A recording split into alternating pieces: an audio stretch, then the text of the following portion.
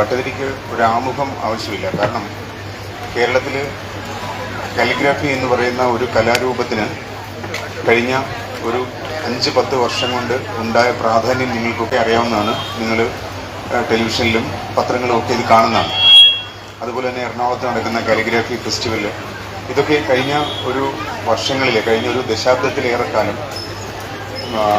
ഭട്ടതിരി നടത്തിയ തീവ്രമായ ആഗ്രഹം കൊണ്ട് തന്നെ ഭട്ടതിരി നടത്തിയ ശ്രമത്തിൻ്റെ ഫലമാണ്.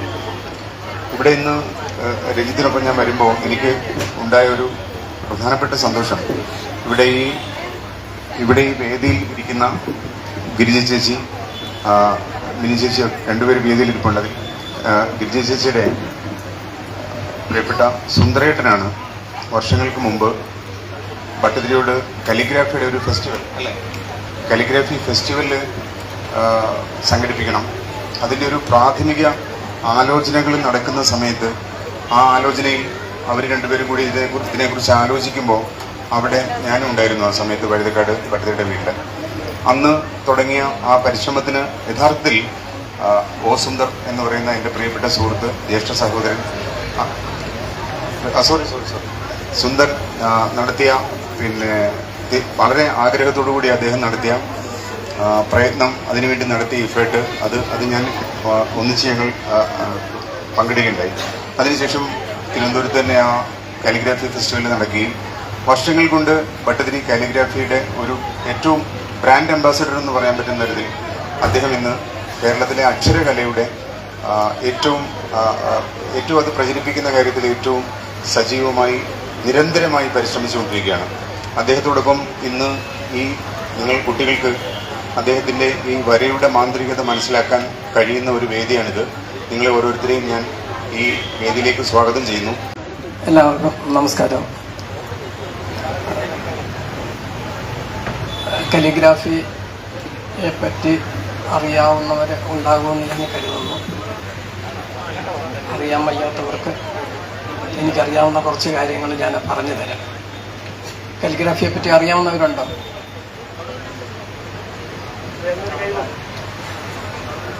കാലിഗ്രാഫി അറിയാമോ? എന്താണ്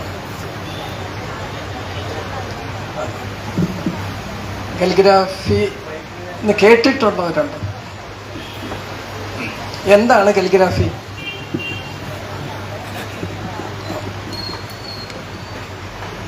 നമ്മൾ ഡിക്ഷണറിയിൽ നോക്കിയാൽ ആർട്ട് ഓഫ് ബ്യൂട്ടിഫുൾ റൈറ്റിംഗ് എന്നും സുന്ദരമായ കൈപ്പെടാൻ നോക്കിയാണ് കാലിഗ്രാഫിക്ക് പറയുന്നത്. പണ്ട് കാലത്ത് ഈ അച്ചടി ഒക്കെ വരുന്നതിന് മുമ്പ് നമ്മൾ എഴുതിയ എന്തെങ്കിലും ഒരു കവിതയോ അങ്ങനെയുള്ള എന്തെങ്കിലും കാര്യങ്ങൾ മറ്റുള്ളവർക്ക് കൊടുക്കണമെങ്കിൽ പകർത്തി എഴുതുകയും നിവൃത്തിയുള്ളായിരുന്നു. അപ്പോൾ പകർത്തി എഴുതുമ്പോൾ നമ്മുടെ സ്വാഭാവികമായ കൈപ്പടം ചിലപ്പോൾ മോശമാണെങ്കിലും മറ്റുള്ളവർക്ക് വായിക്കാൻ ബുദ്ധിമുട്ടാണ്. അപ്പം വൃത്തിയായി എഴുതുന്ന ഒരു രീതി ഉണ്ടായിരുന്നു. അങ്ങനെയാണ് ഈ കാലിഗ്രാഫിയുടെ ഒരു തുടക്കം. അത് കഴിഞ്ഞ് അച്ചടി സർവ്വസാധാരണമായപ്പോൾ അതിൻ്റെ പ്രാധാന്യം കുറച്ച് കുറഞ്ഞു.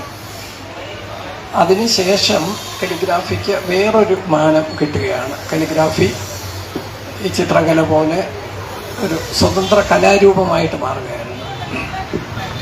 സ്വതന്ത്ര കലാരൂപം ആകുമ്പോൾ അതിന് ഈ എഴുതുന്നതിന് ചില നിയമങ്ങളും ഒക്കെയുണ്ട്. പക്ഷേ അത് വളർന്ന് ഇപ്പം അങ്ങനെ ഒന്നുമില്ല.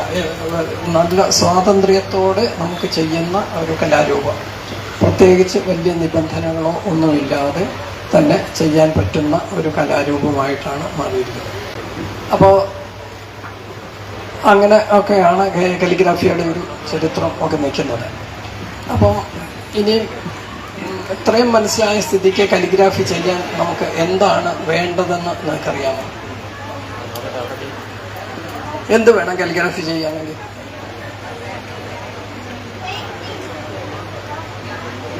എന്ത് വേണം? പറഞ്ഞോളൂ, ഉറച്ചു പറഞ്ഞു. അത് ഒന്നുമല്ല, അക്ഷരം അറിയണം. അക്ഷരം അറിഞ്ഞാൽ പേപ്പറും പേനയും കൊണ്ട് കാര്യമില്ല. അക്ഷരം അറിഞ്ഞാലല്ലേ എഴുതാൻ പറ്റത്തുള്ളൂ. അപ്പം ആ എഴുതുന്നത് നമ്മൾ ഭംഗിയാക്കുക എന്നുള്ളതാണ്.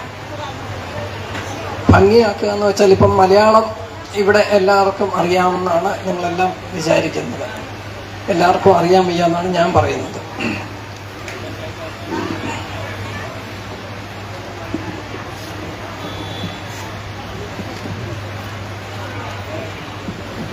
ഇപ്പൊ ക എന്നുള്ള അക്ഷരം ഇങ്ങനെയാണ് നമ്മളെല്ലാവരും എഴുതുന്നത് അല്ലേ? അപ്പോൾ അത് ഇവിടെ തുടങ്ങി ഇവിടെ അവസാനിക്കുന്നു. ഇത് ഇവിടെ തുടങ്ങി ഇവിടെ അവസാനിക്കുന്ന പോലെ എഴുതുക.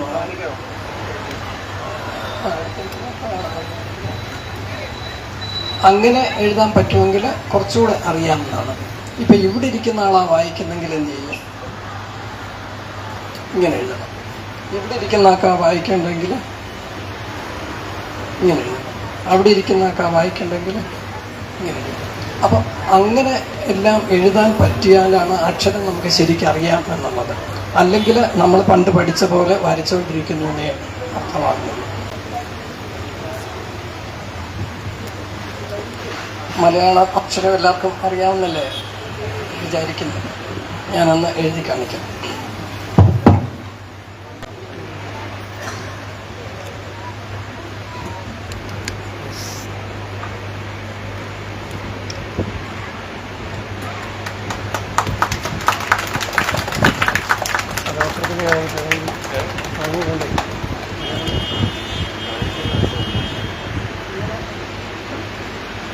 ഇങ്ങനെയൊക്കെ എഴുതാൻ പറ്റും.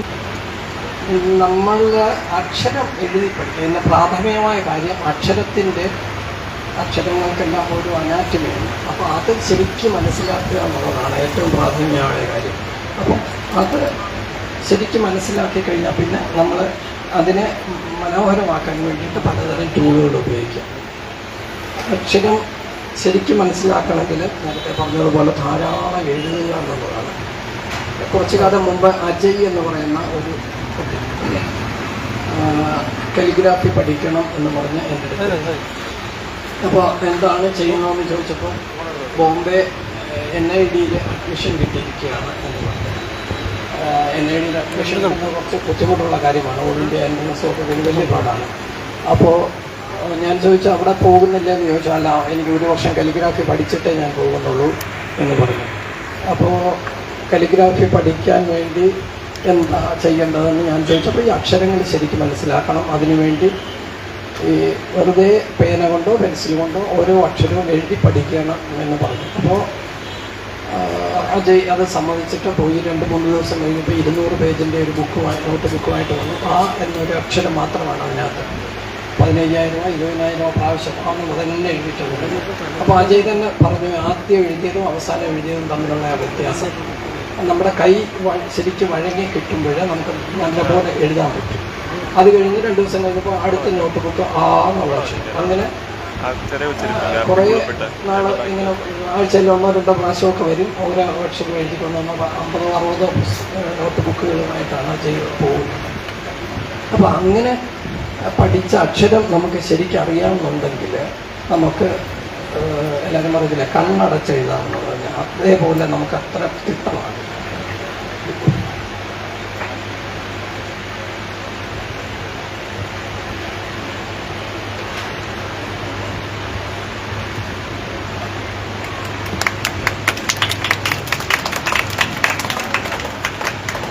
നോക്കണമെന്നില്ല എഴുതാൻ. കാര്യം കൈ അങ്ങനെ ശരിയായ രീതിയിലേ കൈ പോകത്തുള്ളൂ. അത് നിരന്തരം പ്രാക്ടീസ് ചെയ്യുന്നതുകൊണ്ടാണ്. ഇതിൽ താല്പര്യമുള്ളവർ ചെയ്യേണ്ട കാര്യം പ്രാക്ടീസാണ്.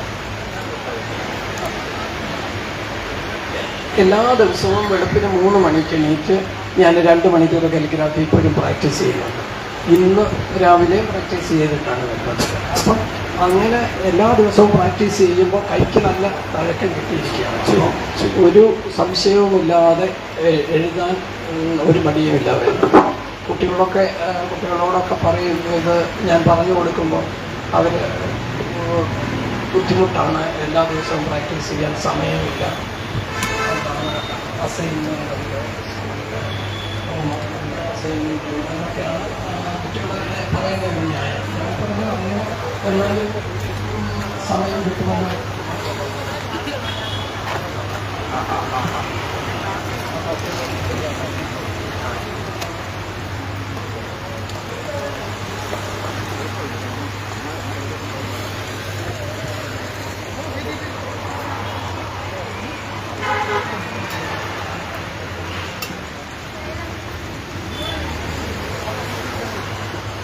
കേൾക്കണം.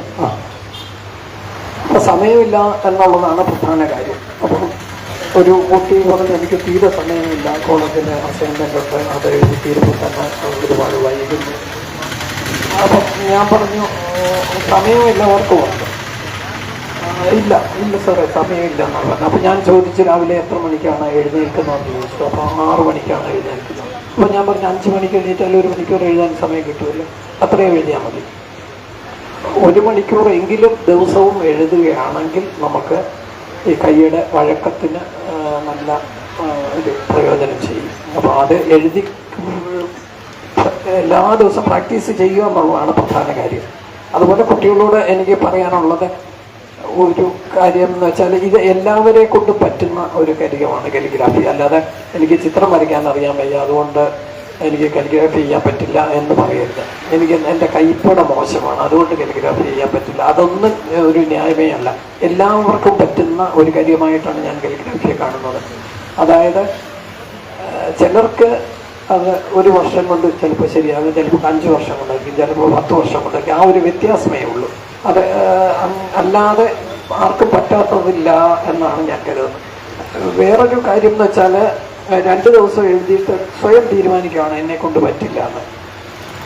അന്നേരം ഞാൻ കുട്ടികളോട് പറയുന്ന ഒരു കാര്യം, നമ്മുടെ ജീവിതത്തിൽ ഏറ്റവും പ്രധാനപ്പെട്ട മോശമായ ഒരു കാര്യം എന്ന് പറയുന്നത് തോൽവിയാണ്. ഈ ചെറിയൊരു അക്ഷരത്തിൻ്റെ മുമ്പിൽ എന്തിനാ തോറ്റു കൊടുക്കുന്നത്? തോൽക്കാൻ പാടില്ല.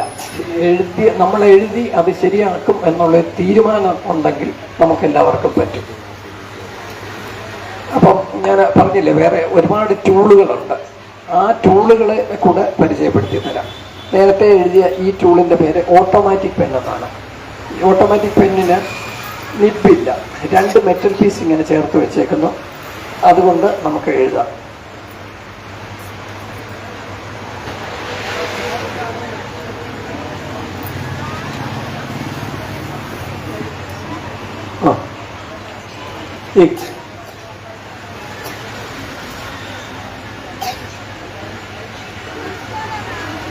black, blue, red.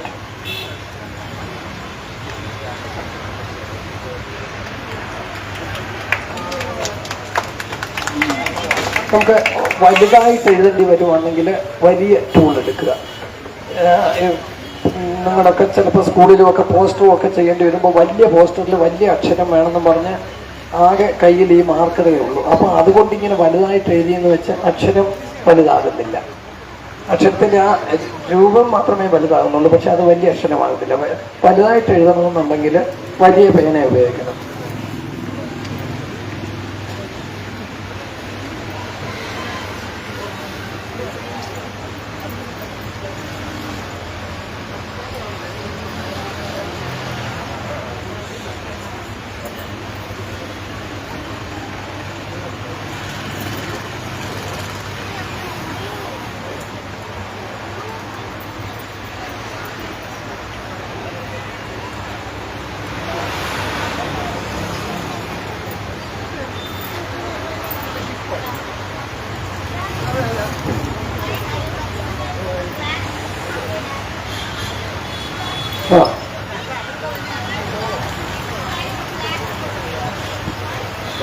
കണ്ടില്ലേ, വലുതായിട്ട് എഴുതി വരുമ്പോൾ വലിയ പേന ഉപയോഗിക്കാം. അപ്പം നമുക്ക് ആ ദൂരം നിന്ന് കണ്ട ആ അക്ഷരത്തിൻ്റെ ഭംഗി മനസ്സിലാകും.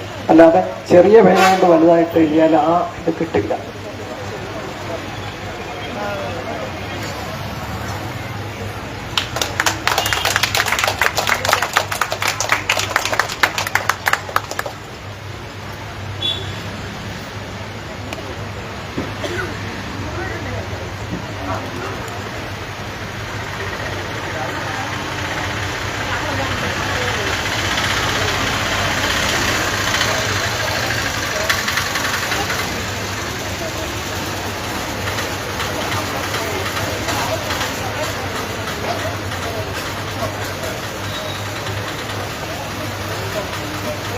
ഇത് വേറൊരു തരത്തിലുള്ള ഓട്ടോമാറ്റിക് പെണ്ണാണ്.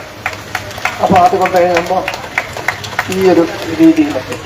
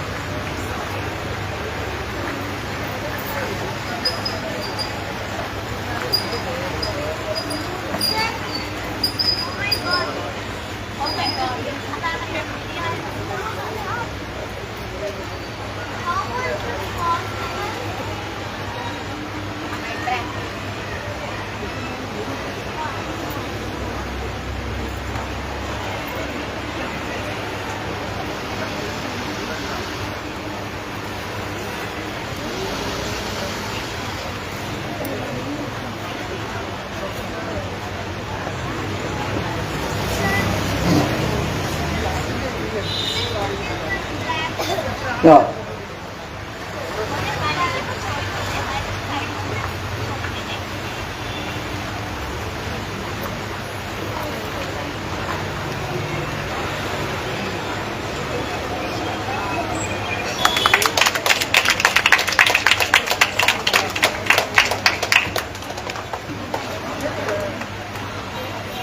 നിങ്ങൾ ഈ എന്താണ് നേരത്തെ പറഞ്ഞ പോലെ പോസ്റ്ററൊക്കെ ചെയ്യുമ്പോൾ ചിലപ്പോൾ ഒരു ബോർഡറൊക്കെ വരയ്ക്കേണ്ടി വരും.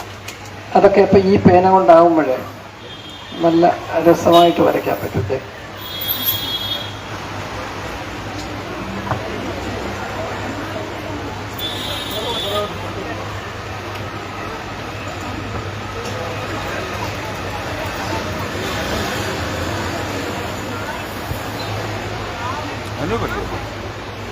അനുവല്ലേ അവിടെ ചെയ്യുന്നത്?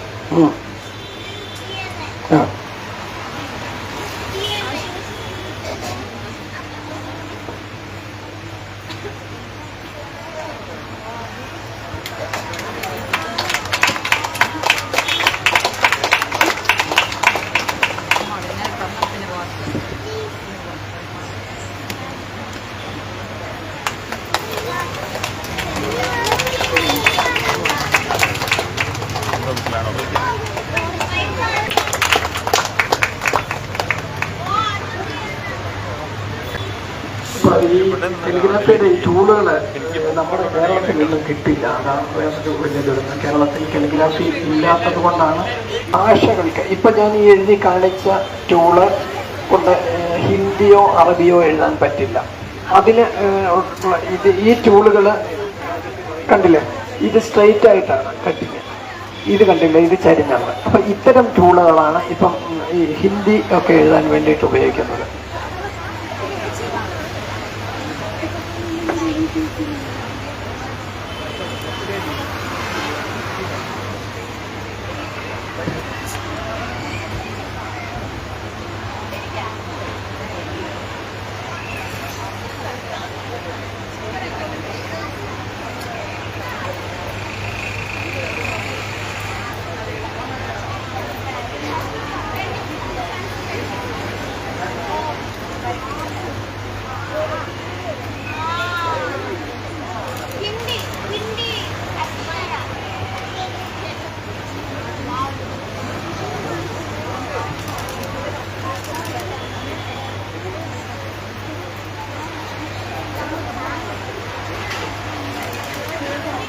ഹിന്ദിക്ക് ഉള്ള ടൂള് വ്യത്യാസമുണ്ട്. ഈ ടൂള് കൊണ്ട് എഴുതിയാൽ ഈ രീതിയിൽ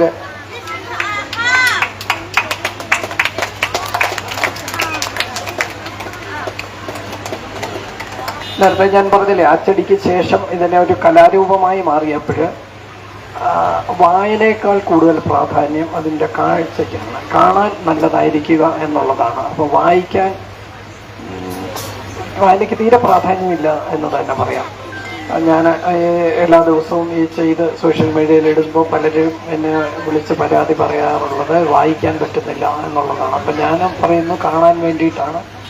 അപ്പോൾ അത് അവർക്ക് വിശ്വാസമല്ല, അവർക്കത് വായിച്ച് മടങ്ങും എന്നുള്ള നിർബന്ധമാണ്. അപ്പം ഞാൻ അതിന് മറുപടി പറയുന്നത്, ഇപ്പം അറബി കലിഗ്രാഫി, ചൈനീസ് കലിഗ്രാഫി ഒക്കെ നമുക്ക് ആസ്വദിക്കാൻ പറ്റുന്നുണ്ട്. നമ്മളത് വായിച്ചിട്ടല്ല, നമുക്ക് അതിൻ്റെ ആ രൂപം കൊണ്ടും നിറം കൊണ്ടും ഒക്കെ നമുക്ക് ആസ്വദിക്കാൻ പറ്റുമ്പോൾ അതന്നെയാണ്. വായനയ്ക്ക് തീരെ പ്രാധാന്യമില്ല.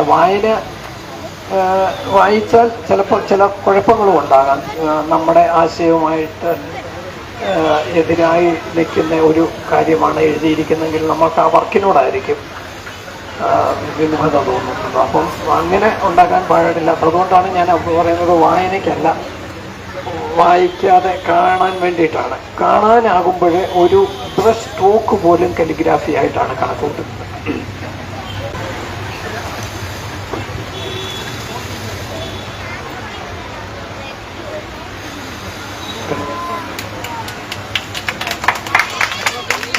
ഇതേപോലെ ഒരു സ്ട്രോക്ക് നമുക്ക് അല്ലാതെ വരയ്ക്കാൻ പറ്റില്ല.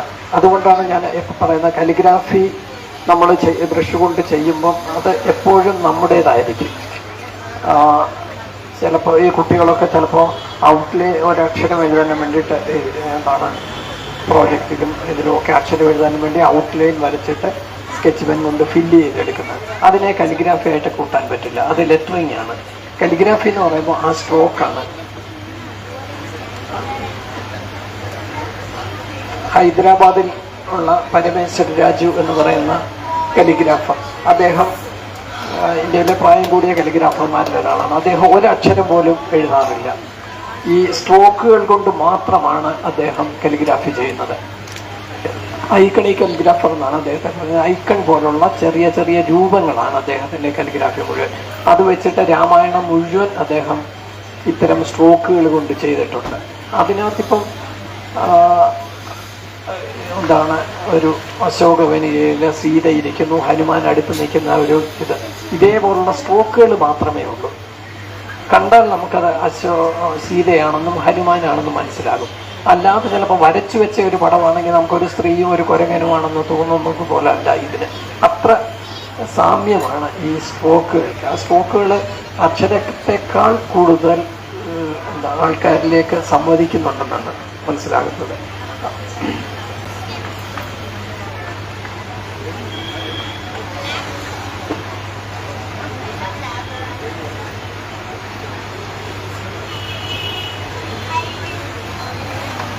ഇതാ ഞാൻ പറഞ്ഞ സ്ട്രോക്കിൻ്റെ ഭംഗി. നമ്മൾ നേരത്തെ നിങ്ങൾ പറഞ്ഞതുപോലെ ഔട്ട്ലൈൻ വരച്ച് ഇതാകുമ്പോൾ കിട്ടുന്ന ആ ഒരു ഭംഗിയല്ല.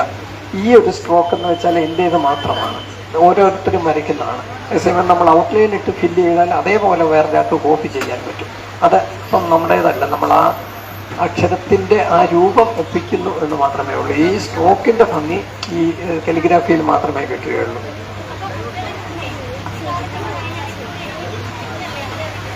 അല്ല, അത് കലിഗ്രാഫി അല്ലല്ലോ.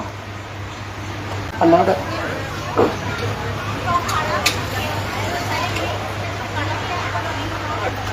അതൊക്കെ അത്ര നല്ല രീതിയായിട്ട് എനിക്ക് തോന്നുന്നില്ല. കുട്ടികളൊക്കെ തന്നെ എന്താണ് നെറ്റിലും അല്ലാതെയും ഒക്കെ നോക്കി പടങ്ങൾ വരയ്ക്കുന്നത് പോലും തെറ്റായിട്ടാണ് ഞാൻ തോന്നുന്നത്. മിക്കി മൗസിനെ വരച്ചിട്ട് അച്ഛനും അമ്മയും പറയാമെന്നാണ് നല്ലപോലെ പടം വരയ്ക്കുന്ന ആളാന്ന് പറയുന്നത് അതല്ല എന്നാണ് ഞാൻ മനസ്സിലാക്കുന്നത്.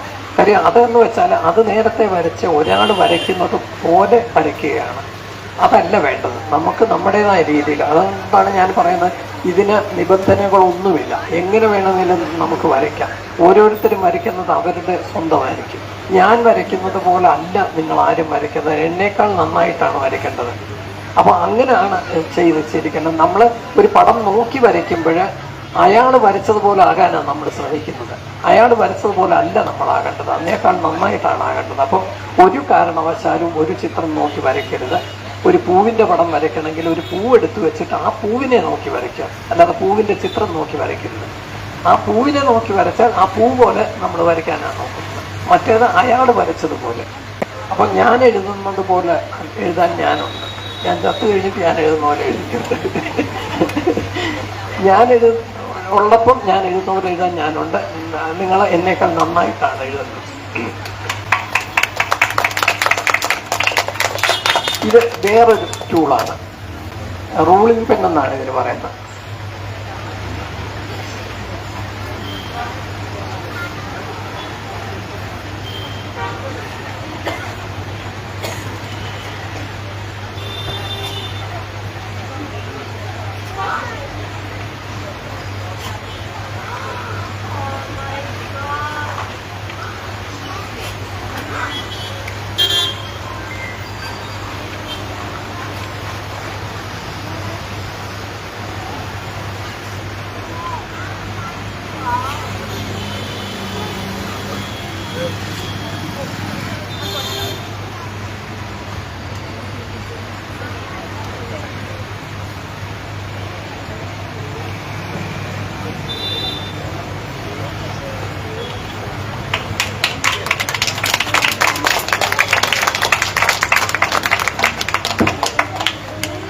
ഇതൊക്കെ ഞാൻ പറഞ്ഞില്ലേ, ഓരോന്നിലും നമുക്ക് നമ്മുടേതായ രീതിയിൽ തന്നെ എഴുതാൻ പറ്റും.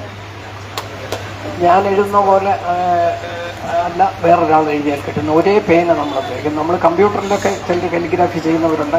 അത് കമ്പ്യൂട്ടറിലെ ഒരേ ടൂൾ ഉപയോഗിച്ച് വേറൊരാൾ ചെയ്താലും അതേപോലെയാണ് വരുന്നത്. ഇത് ഒരേ ടൂളാണെങ്കിൽ പോലും വ്യത്യാസമായിട്ട് നമുക്ക് എഴുതാൻ പറ്റും.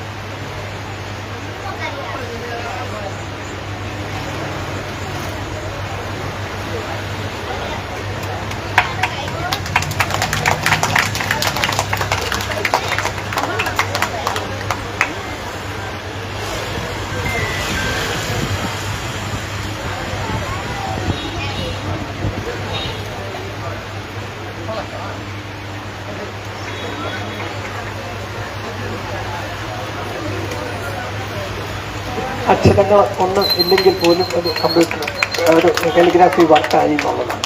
അപ്പം ഇത് കണ്ടില്ലേ, ആ ഇത് തെളിയാതെ ഇരിക്കുന്ന അതാണ് അതിൻ്റെ ഭംഗിയായിട്ട് കാണുന്നത്. അത് ഓരോരുത്തരും എഴുതുമ്പോൾ ഓരോന്നായിരിക്കും.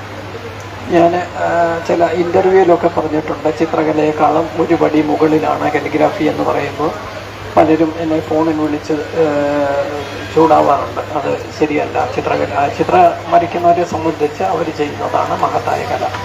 ചിത്രകല മോശമാണെന്നുള്ള അർത്ഥത്തിലല്ല ഞാൻ പറയുന്നത്. ചിത്രകലയെക്കാളും ഒരു പടി മുകളിലാണ് കാലിഗ്രാഫി എന്നാണ് എൻ്റെ അഭിപ്രായം. അതിന് ഞാൻ കാണുന്ന ന്യായം, ഒരു പെയിൻറ്റിങ്ങിലാണെങ്കിൽ ഒരു നിറമുണ്ട്, ഒരു രൂപമുണ്ട്, ഒരാശയമുണ്ട്. കാലിഗ്രാഫിയിലും ഇത് മൂന്നുമുണ്ട്. അത് കൂടാതെ ഒരു അക്ഷരം കൂടുണ്ട്, അല്ലെങ്കിൽ ഒരു വാക്കുകൂടുണ്ട്. അതുകൊണ്ട് കാലിഗ്രാഫി ഒരു പടി മുകളിലാണ്. പിന്നെ മറ്റൊരു കാര്യം, ചിത്രം വരയ്ക്കുന്നത് കണ്ടുകൊണ്ടിരിക്കാൻ നമുക്കത്ര രസമല്ല. അവർ ഇങ്ങനെ പെയിൻറ്റ് തേച്ച് രചിക്കുമ്പോൾ നമുക്ക് കാണുന്നവർക്ക് അത് പൂർത്തിയായി കഴിയുമ്പോൾ കാണാൻ നല്ലതായിട്ട് തോന്നും. അല്ലാതെ ചെയ്തുകൊണ്ടിരിക്കുന്ന കാലിഗ്രാഫിയെ സംബന്ധിച്ച് അങ്ങനെയല്ല, ചെയ്തുകൊണ്ടിരിക്കുന്നത് തന്നെ കാണാൻ ഭംഗിയാണ്. ഇത്തരം കാരണങ്ങൾ കൊണ്ടാണ് ഞാൻ കാലിഗ്രാഫി കുറച്ചുകൂടെ ഒരു പടി മുകളിലാണ്. ഒരുപാട് മുകളിൽ എന്ന് പറയുന്നത് ഒരു പടി മുകളിൽ. അപ്പം അത്തരം ഇതിനുള്ള നല്ലൊരു കാലിഗ്രാഫിയിലേക്ക് ആർക്ക് വേണമെങ്കിലും വരാം എന്നാണ് ഞാൻ പറയുന്നത്. ഒരു ബുദ്ധിമുട്ടുമില്ലാതെ എല്ലാവർക്കും ചെയ്യാവുന്നതാണ്. പ്രാക്ടീസും മനസ്സും മാത്രം മതി. അതുണ്ടെങ്കിൽ എല്ലാവർക്കും നല്ല കാലിഗ്രാഫർമാരാണ്. കാലിഗ്രാഫി കൊണ്ട് മനസ്സിന് തന്നെ ഒരു വ്യത്യാസം വരും എന്നാണ് എൻ്റെ ഒരു അഭിപ്രായത്തിൽ. ചില സമയത്ത് ജോലി തിരക്കിൻ്റെ സ്ട്രെസ്സൊക്കെ വരുമ്പോൾ അകത്തെ മുറിയിൽ പോയി ബ്രഷ് എടുത്തിട്ട് വെറുതെ ഒരു സ്ട്രോക്ക് വരയ്ക്കുമ്പോഴത്തേക്കും എനിക്ക് ആശ്വാസമാണ് കിട്ടുന്നത്. ഇങ്ങനൊരു വരയ്ക്കുമ്പോഴത്തേക്കും ഒരു റിലീഫുണ്ട്, നല്ലപോലെ കിട്ടുന്നുണ്ട്. ഞാൻ കഴിഞ്ഞ പ്രാവശ്യം സൗത്ത് കൊറിയയിൽ പോയപ്പോൾ അവിടെ ഇംഗ്ലീഷ് അറിഞ്ഞുകൂടാത്തതുകൊണ്ട് ഞങ്ങളോട് സംസാരിക്കാൻ വേണ്ടി കുറച്ച് ഇംഗ്ലീഷ് അറിയാവുന്ന ഒരു സ്ത്രീ ഞങ്ങളുടെ കൂടെ വന്നു. അവരോട് ഞാൻ ചോദിച്ചപ്പോൾ അവർ 10 വർഷമേ ആയുള്ളൂ കാലിഗ്രാഫി ചെയ്ത് തുടങ്ങിയിട്ട് എന്ന് പറഞ്ഞു. അപ്പം ഞാൻ ചോദിച്ചു അതിന് മുമ്പ് എന്തായിരുന്നു എന്ന് ചോദിച്ചപ്പോൾ അവർക്ക് ബാങ്കിൽ ജോലിയായിരുന്നു. അത്തരം ജോലിയിലാണ് അവർ ചെയ്തുകൊണ്ടിരുന്നത്. അപ്പോൾ 10 വർഷം മുമ്പ് അവർക്ക് ക്യാൻസർ വന്നത് അവരുടെ മനസ്സിനെ വല്ലാതെ ബാധിച്ചു. അവർ ജോലി രാജിവെച്ചു. ഒന്നും ചെയ്യാൻ പറ്റാത്ത ഒരവസ്ഥയിലായി അവർ. മനസ്സിനെ വല്ലാതെ വേദനിച്ചിട്ട് വെറുതെ വീട്ടിൽ മുറി അടച്ചിട്ട് ഇരിക്കുകയാണ്. ആ ക്യാൻസർ ബാധിതയാണ് എന്നുള്ള ചിന്ത അവരെ വല്ലാതെ ബാധിച്ചു. അപ്പോൾ ആ സമയത്താണ് ഈ ഞങ്ങളുടെ ആ ഫെസ്റ്റിവൽ നടത്തിയ കിം എന്ന് പറയുന്ന അദ്ദേഹവുമായിട്ട് അവർ പരിചയപ്പെടുന്നത്. അദ്ദേഹം പറഞ്ഞു കാലിഗ്രാഫി ചെയ്യാൻ പറഞ്ഞു. അവർ അന്ന് തൊട്ട് കാലിഗ്രാഫി ചെയ്ത് തുടങ്ങി. ഇപ്പം നല്ല കാലിഗ്രാഫറാണ്. അവർ 10 വർഷത്തോളം തുടർച്ചയായിട്ട് ചെയ്ത് നല്ല കാലിഗ്രാഫറാണ്. അവരുടെ ക്യാൻസർ മാറി. അപ്പോൾ അവർ കാലിഗ്രാഫി ചെയ്തുകൊണ്ട് ആ ക്യാൻസർ മാറിയെന്ന് ഞാൻ വിചാരിക്കുന്നില്ല, പക്ഷെ അവർ വിചാരിക്കുന്നുണ്ട്. അപ്പോൾ കാര്യം മനസ്സിന് നല്ലപോലെ സ്വസ്ഥമാക്കാൻ കാലിഗ്രാഫി നല്ലതാണെന്നാണ് എൻ്റെ ഒരു കാഴ്ചപ്പാട്. അപ്പോൾ അതുകൊണ്ടാണ് കാലിഗ്രാഫിയിലേക്ക് കൂടുതൽ പേര് വരണം എന്നൊക്കെ ഞാൻ ആഗ്രഹിക്കുന്നത്. കാലിഗ്രാഫി സ്കൂളിൽ നിന്നൊക്കെ പാഠ്യവിഷയമാക്കേണ്ട കാര്യമാണെന്ന് പോലും ഞാൻ ആഗ്രഹിക്കുന്നത്. അതിനെപ്പറ്റി സംസാരിച്ചപ്പോൾ കേരളത്തിൽ അതിൻ്റെ ബുദ്ധിമുട്ട് മനസ്സിലാക്കിയത് പഠിപ്പിക്കാൻ ആൾ ഉണ്ടാവില്ല എന്നുള്ളതാണ്. എന്നാലും ഇതിലൊരു ഭാവിയിൽ ഇത് വരും എന്ന് തന്നെയാണ് ഞാൻ ആഗ്രഹിക്കുന്നത്. എന്തെങ്കിലും സംശയമുണ്ടെങ്കിൽ ചോദിച്ചിട്ടുണ്ടെങ്കിൽ ഞാൻ അതോടെ പറഞ്ഞു. അതിനാൽ ഞാൻ നേരത്തെ പറഞ്ഞ അക്ഷരത്തിൻ്റെ അനാറ്റമി ഇത് ഇങ്ങനെ തന്നെ എഴുതി പഠിക്കണം. ഈ മുകളിലോട്ടുള്ളത് മുകളിലോട്ടും താഴോട്ടുമായി തന്നെ പഠിച്ചാൽ അതെ. പിന്നെ നമുക്ക് കാലിഗ്രാഫി ചെയ്യുന്ന സമയത്ത് അതിനൊരു മാറ്റം വരുത്താം, അത് കുഴപ്പമില്ല. പക്ഷെ ആ ശരിയായ രീതിയിൽ എഴുതി പഠിക്കുക എന്നുള്ളത് അത്യാവശ്യമാണ്. അങ്ങനെ പഠിച്ചു കഴിഞ്ഞിട്ട് നമുക്കതിനെ സ്റ്റൈലൈസ് ചെയ്യാൻ പറ്റുകയുള്ളൂ.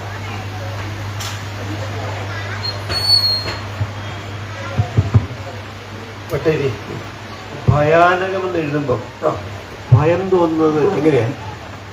അതാ എഴുത്തിൻ്റെ രീതി. കാലിഗ്രാഫി ഞാൻ പറഞ്ഞില്ലേ പല രീതിയിലുണ്ട്. പല ഇപ്പോൾ നമ്മൾ എഴുതുന്ന വാക്കിൻ്റെ അർത്ഥം ധ്വനിപ്പിക്കുന്ന രീതിയിൽ നമുക്ക് എഴുതാം, അല്ലാതെ എഴുതാം. ഇപ്പം ഭയം ഓരോരുത്തർക്കും ഓരോന്നാണ്. ചിലർ പാറ്റയെ കണ്ടാൽ പേടിക്കും, ചിലർക്ക് പാമ്പിനെ കണ്ടാൽ പേടിക്കും, ചിലർ സിംഹത്തിനെ കണ്ടാൽ പേടിക്കും. ഓരോ രീതിയിലാണ്. എന്നാൽ പോലും നമ്മൾ ചില രീതിയിൽ എഴുതുമ്പോൾ അത് ഭയമാണെന്ന് മറ്റുള്ളവർ വിചാരിച്ചോളൂ.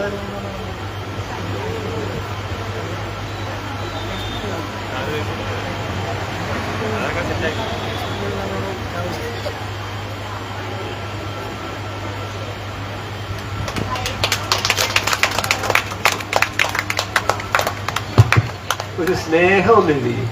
വേറെ ഒന്നോട് കാണിച്ചു തരാം.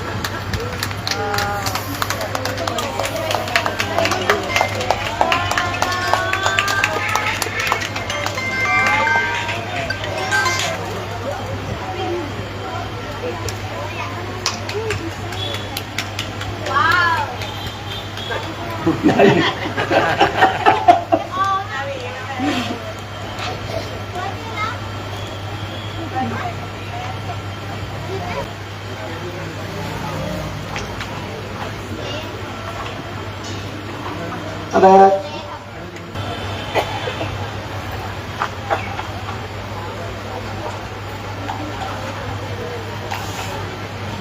ഇംഗ്ലീഷിനാണെങ്കിൽ ഇംഗ്ലീഷ് കാലിഗ്രാഫി വളരെ കാലം മുമ്പ് തൊട്ടുള്ളത് കൊണ്ട് അവർ പല സ്റ്റൈലുകൾ ഉണ്ടാക്കി വെച്ചിട്ടുണ്ട് അതിന്. അപ്പം അത്തരം രീതിയിൽ നമുക്ക് എഴുതാം. അതിന് അങ്ങനെ ഉള്ള ഇതിനൊക്കെ ചില നിയമങ്ങളുണ്ട്. 45 ഡിഗ്രി ആംഗിളിൽ പേന വെച്ചിട്ട് ഇതാണ് അതിൻ്റെ ബേസിക് സ്ട്രോക്സിലൊന്ന്. വെർട്ടിക്കൽ ലൈന് ഇങ്ങനെ, ഹൊറിസോണ്ടൽ ലൈന് ഇങ്ങനെ, പിന്നെ വളഞ്ഞ വര ഇങ്ങനെ.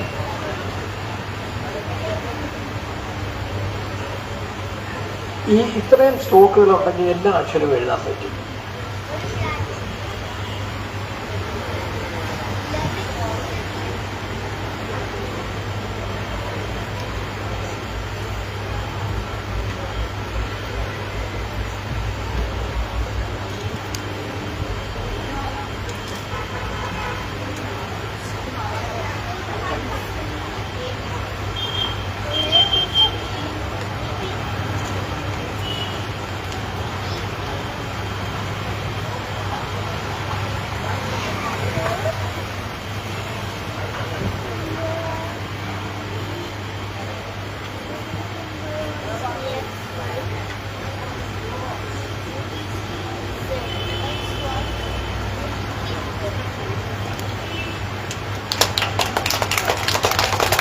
ഇതൊക്കെ അങ്ങനെ ഈ കാര്യം മാത്രം പഠിച്ചാൽ മതി. ഇക്ക് ഇന്ന് ഇക്ക് ഇക്ക് ഇത് പഠിച്ചു കഴിഞ്ഞാൽ നമുക്ക് വളരെ എളുപ്പത്തിൽ അത് എഴുതാൻ പറ്റും.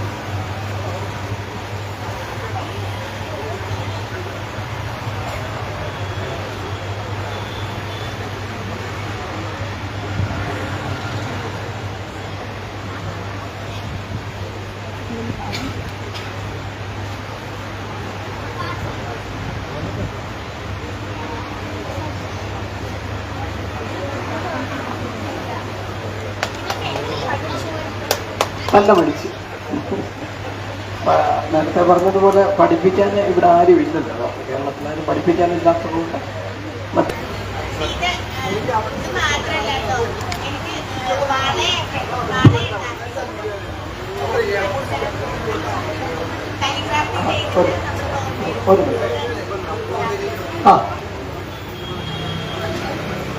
നമ്പൂതിരി ഇങ്ങനത്തെ ചെയ്തിട്ടില്ല. ഇല്ലില്ല, മാതൃഭൂമിയിലെ നമ്പൂതിരി അങ്ങനല്ല. നമ്പൂതിരി ഔട്ട്ലൈൻ ഇങ്ങനെ ഇട്ട് എഴുതുകയുള്ളൂ. മറ്റേതൊക്കെ AS ചെയ്തിരുന്നത്. AS